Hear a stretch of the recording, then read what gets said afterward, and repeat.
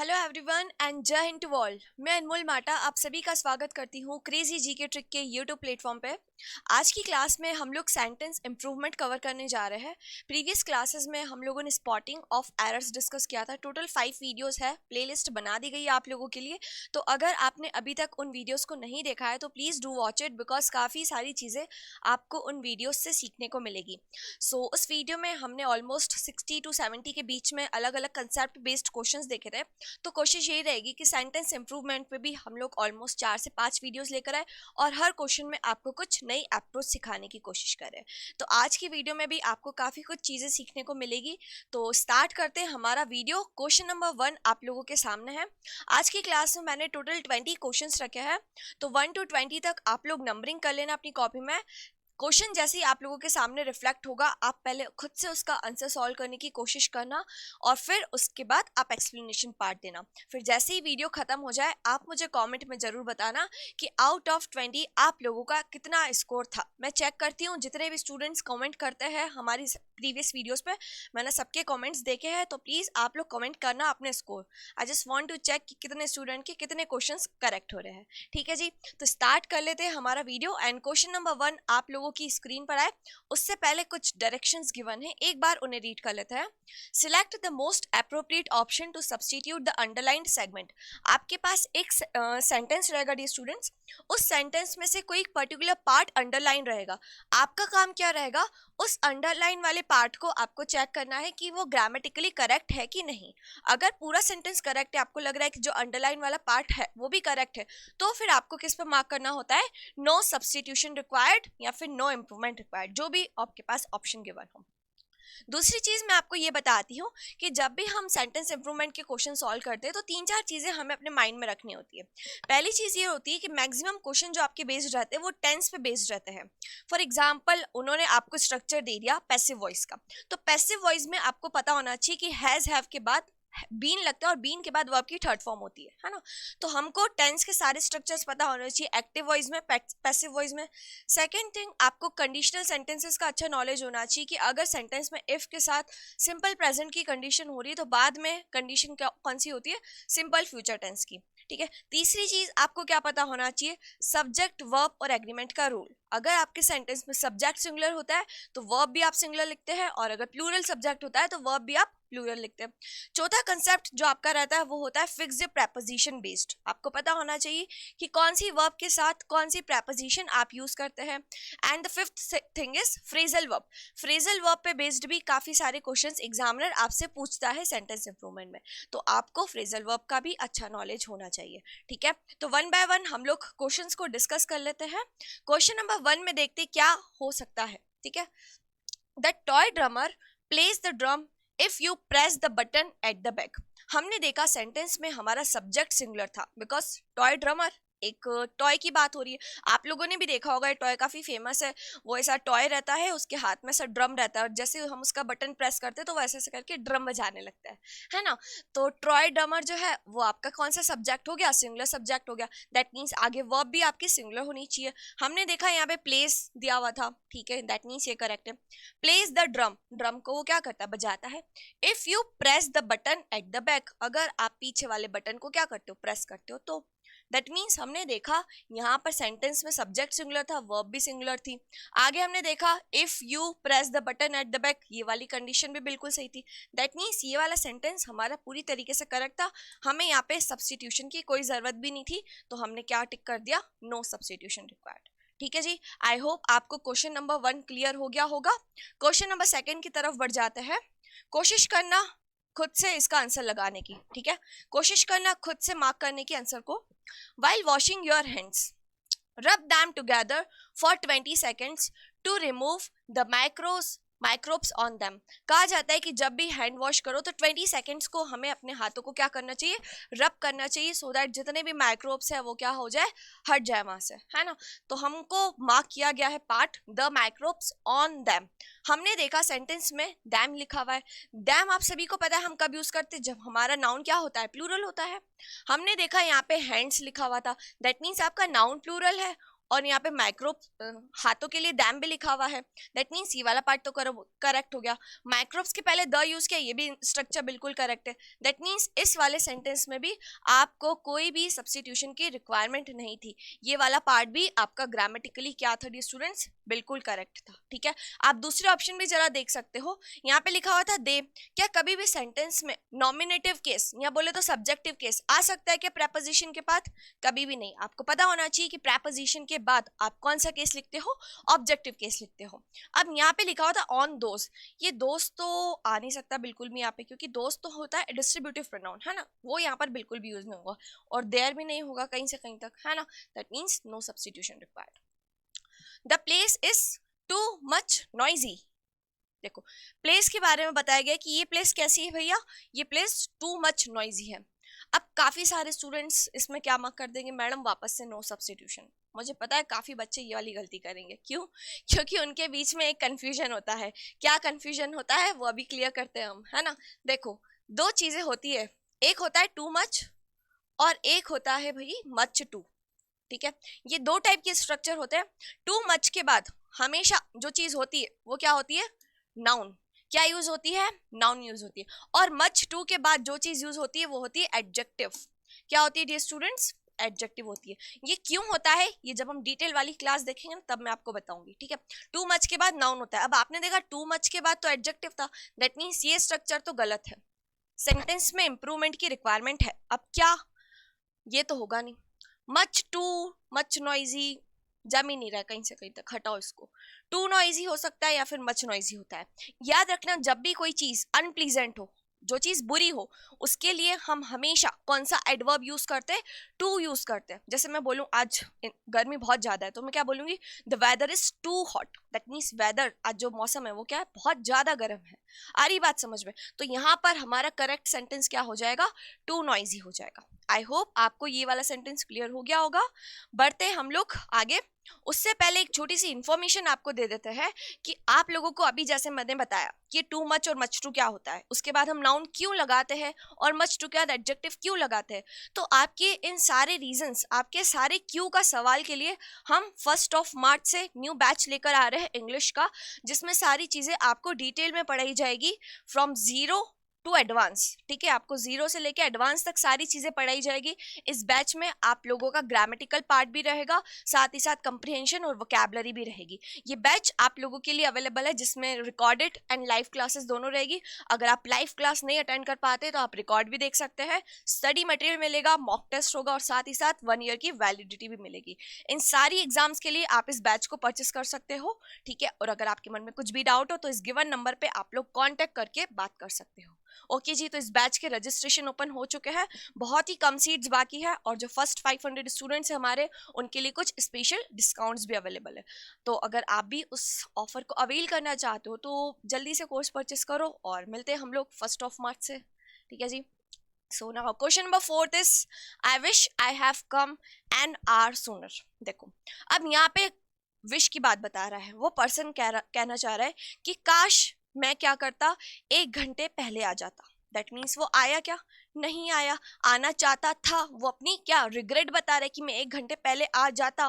That means यहाँ पे present perfect use नहीं होगा, यहाँ पे क्या यूज होगा, पास्ट परफेक्ट। जब भी आप कोई रिग्रेट बताते हो तो वहां पे आप पास्ट परफेक्ट, दैट मीन्स यहाँ पे आप क्या लिखोगे, आई wish I had come an hour sooner. ठीक है, पास्ट परफेक्ट नहीं, सॉरी, सिंपल पास्ट। कौन सा टेंस यूज करोगे आप लोग यहाँ पे, सिंपल पास्ट। तो यहाँ पे आपका करेक्ट हो गया, I had come an hour sooner. ठीक है जी।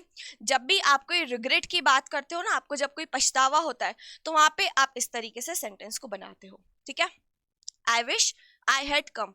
अच्छा, दूसरी चीज आपको क्या ध्यान रखनी है कि कम, कम, कम का सेकेंड फॉर्म होता है केम, और अगेन थर्ड फॉर्म क्या होता है, कम ही होता है ना। तो याद रखना, आई हैड कम, यहाँ पे जो स्ट्रक्चर यूज हुआ है वो पास्ट परफेक्ट हुआ है। हम सिंपल पास्ट भी यूज कर सकते हैं, पास्ट परफेक्ट भी। ठीक है जी।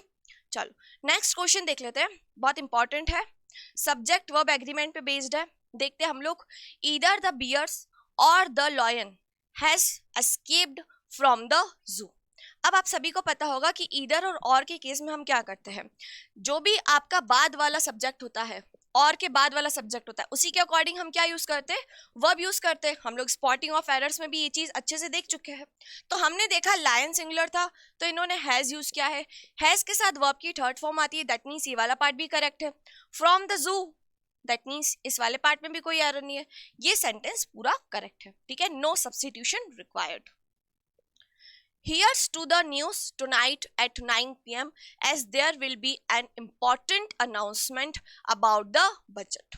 याद रखना जब भी हम कहते हैं किसी चीज के लिए कि ध्यान से सुनो, क्या कहते हैं, ध्यान से सुनो। जैसे हम कहते हैं ना कोई भी बड़ा सा इवेंट वगैरह होता है, वहां पे कोई होस्ट वगैरह आते हैं, तो वैसे नहीं बोलते हियर टू मी, वो लोग हमेशा क्या बोलते हैं, please dear all listen to me, वो क्या बोलते हैं, लिसन टू मी बोलते हैं। तो यहाँ पर हियर टू नहीं होगा क्योंकि वो इनफॉर्मल होता है। जब भी हमें किसी को एड्रेस करना होता है तो वहां पर हम क्या यूज करते हैं, लिसन टू यूज करते हैं। तो यहाँ पर आपका करेक्ट हो जाएगा listen to the news. I hope ये क्लियर होगा। नेक्स्ट है आप लोगों का, when I met the couple yesterday I noticed that the wife was more taller than her husband. मैं जब एक कपल से कल मिला तो मैंने देखा कि जो वाइफ थी वो अपने हस्बैंड से ज्यादा लंबी थी। अरे बाप रे, अब क्या बताओ भाई, मोर टॉलर के नीचे आपको बताना है क्या दिक्कत हो सकती है। आपको पता होगा एडजेक्टिव में कभी भी हम दो कंपैरेटिव डिग्री या दो सुपरलेटिव डिग्री को यूज नहीं करते, ठीक है। अब हमको यहाँ पे करेक्ट करना है इसे, और आप सभी को पता है टॉल को हम कंपैरेटिव और सुपरलेटिव बहुत इजीली बना सकते हैं, हमको उसके लिए मोर और मोस्ट का यूज नहीं करना होता है। तो टॉल को हम टॉलर लिखते हैं और सुपरलेटिव बनाना होता है तो हम क्या लिखते हैं, टॉलेस्ट लिखते हैं। दैट मीन्स यहाँ पे हमें मोर की रिक्वायरमेंट नहीं थी, हमें सिर्फ क्या कर देना था, टॉलर कर देना था, ठीक है। ये डबल कंपैरेटिव का केस था। एसएससी एग्जाम काफी क्वेश्चंस पूछ रहा है इस वाले कंसेप्ट बेस्ड, तो याद रखना एग्जाम में से क्वेश्चन आते हैं जी, है ना। नेक्स्ट देखो, the teacher advised the children to not went near the lake. Teacher ने बच्चों को एडवाइस किया कि लेक के समीप मत जाइए, है ना।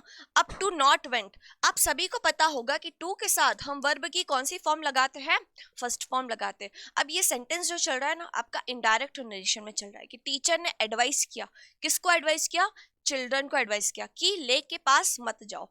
तो डोंट गो नहीं होगा यहाँ पे क्योंकि आपका पॉजिटिव रिपोर्टिंग हमको वर्ब चाहिए।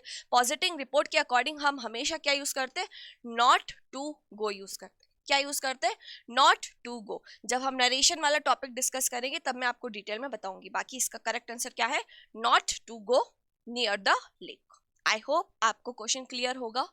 नेक्स्ट क्वेश्चन है, after the old building was pulled out the building contractor served the progress of the work.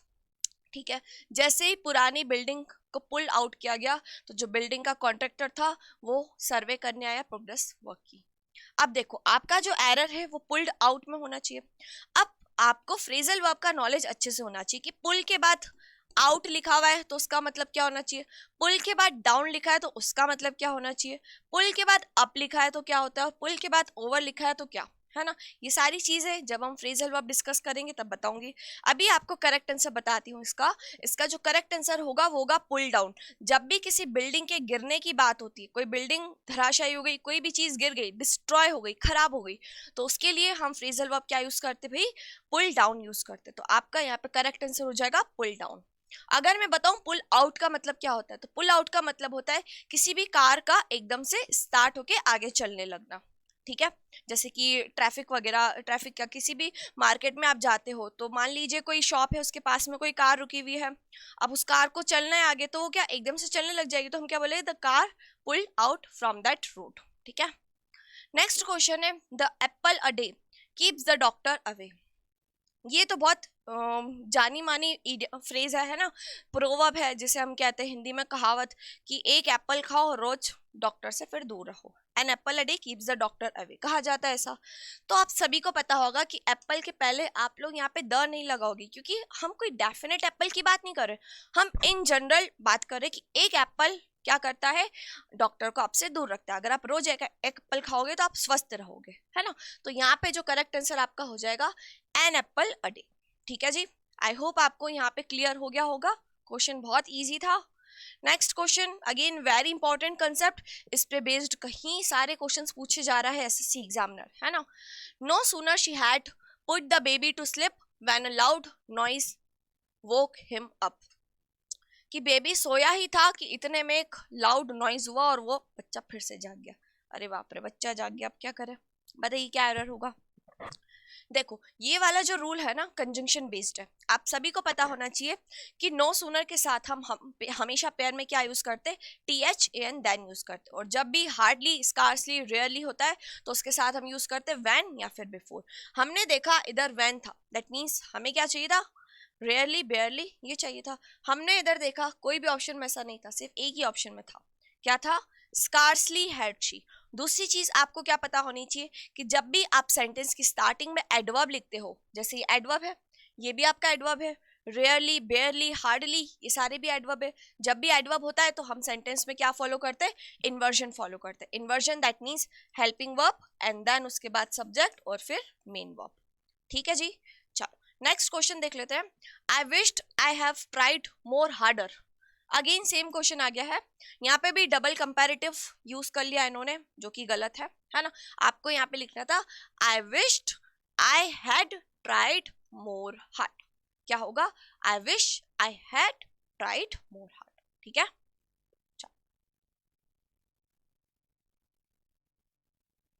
They who wants to play should leave the class. देखो अब देखते हैं हम लोग, ये हु लिखा हुआ है, हु आप सभी को पता है रिलेटिव प्रोनाउन है। अगर ये रिलेटिव प्रोनाउन है तो आगे जो भी आपकी वर्ब आएगी वो किसके अकॉर्डिंग आएगी, इसके अकॉर्डिंग आएगी। इधर वर्ब है सिंगुलर, वांट्स लिखा है बिकॉज। अब आप सभी को पता है ये दे जो होता है वो प्लूरल होता है, दैट मीन्स सेंटेंस में करेक्शन की रिक्वायरमेंट है। अब हम वन बाय वन देखते हैं। दोज हु वांट, हाँ हो सकता है। दे हुम वांट्स स्ट्रक्चर ही गलत है, सब्स्टिट्यूशन की रिक्वायरमेंट तो है। दोज हु वांट्स, अब आप लोग मुझे बताओ क्या होगा, ये दोज यूज होता है किसके लिए, प्लूरल के लिए, दैट मीन्स यहाँ पे वांट होना चाहिए था तो हमारा सेंटेंस करेक्ट होता, दैट मीन्स ये भी गलत हो गया। हमारा करेक्ट आंसर क्या हो गया, those who want to play should leave the class. ठीक है जी, नेक्स्ट है his fine voice has never heard in this hall again. उसकी जो अच्छी सुरीली आवाज थी वो कभी नहीं सुनी गई इस क्लास में वापस से। बताओ क्या करेक्ट है क्या।